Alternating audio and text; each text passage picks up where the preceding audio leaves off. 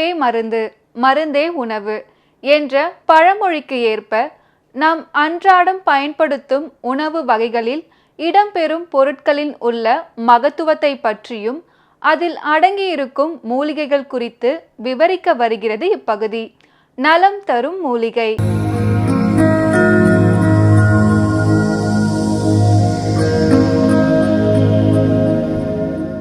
மக்கள் வணக்கம். உலக தமிழ் அறிவாளிகளே, நலமுடன் பல்லாண்டு வாழ்வோம். மக்கள் தொலைக்காட்சியில் புத்தம்புது காலை நிகழ்ச்சியில் பல்வேறு உபாதைகளுக்குரிய எந்தெந்த கீரைகள் நினைவு வச்சுக்கிறது சுலபமாக இருக்கும் என்ற வரிசையில் செரிமானத்துக்குன்னு 2 கீரைகளை பார்த்தோம். கிடைக்கிறதா பேசணும். நிறைய காட்டில் இருக்க மூலிகைகளை பேசிகிட்டு இருந்து கிடைக்காத சொல்லி பிரயோஜனம் இல்லைல்ல. வாயில் ருசியின்மைக்கு எதை சாப்பிடலாம் என்பதை பற்றி பார்க்க இருக்கிறோம். ஒரு காய்ச்சல் அடிச்சிருக்கோம். இந்த காய்ச்சலுக்கு அப்புறம் பார்த்தா வாயில் எதை சாப்பிட்டாலும் ருசி இருக்காது.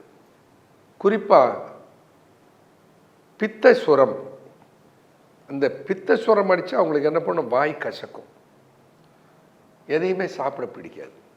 இன்னும் சிலருக்கு கபவாத சுரத்தில் வாயினுடைய ருசி அறிகிற தன்மை போயிடும். அப்போ வாயில் எதை போட்டாலும் மண்ணை திங்கிற மாதிரி இருக்குது, ஒன்றுமே நல்லா இல்லை, இது என்ன சமையல்னு சத்தம் போடுவாங்க. வாயில் ருசியின்மையை போக்குவதற்கு என்ன கீரைகள் இருக்கிறது? நம்ம வீட்டில் இருக்க கீரையில் ருசியின்மை போக்க எந்த கீரை முதல் இடத்துல இருக்கு? புதினா.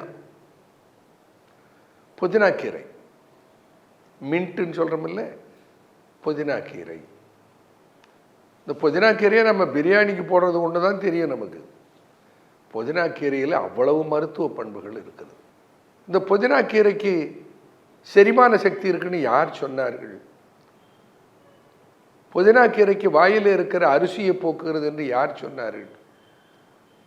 ஐயன் தேரையர் சொல்றார். அரிசியொடு வாந்தி, அருச்சியொடு வாந்தி அக்கினி மாந்தம், குருதி அழுக்கு மலக்கொட்டல் எரியும், துதி அது என்று தொல் உலகில் சொறி சிறங்கு மாறும், புதியன் மூலி புகழ். புகழ்னா சொல்லுன்னு அர்த்தம். புகழ்வாயாக புதியன் மூலியை சொல்லு. புதினா தான் புதியன் மூலி. அதுக்கு முதல் பண்பு என்ன சொல்ற? வாயின் அருச்சி. ருச்சி அருச்சி. வாயில ருசியின்மை இருந்தால் அதற்கு சாப்பிட வேண்டியது புதினா கீரை.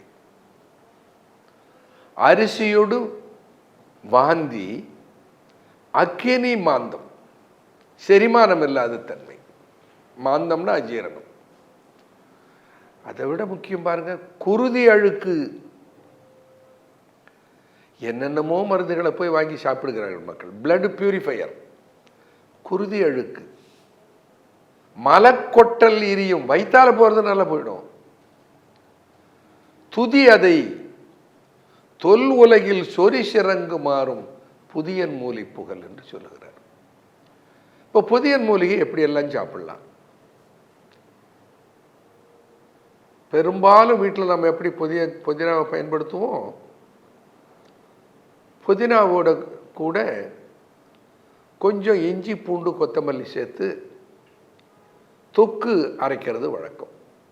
சிலர் தேங்காய் சேர்ப்பாங்க, பலர் தேங்காய் சேர்ப்பதில்லை. ஆனால் கட்டாயமாக எப்படி செஞ்சாலும் அதில் கொஞ்சம் புளி சேர்ப்பாங்க. அப்படி புளி சேர்த்து வதக்கிய இந்த புதினா கீரையோடு இஞ்சி கொஞ்சம் கொத்தமல்லி தழை,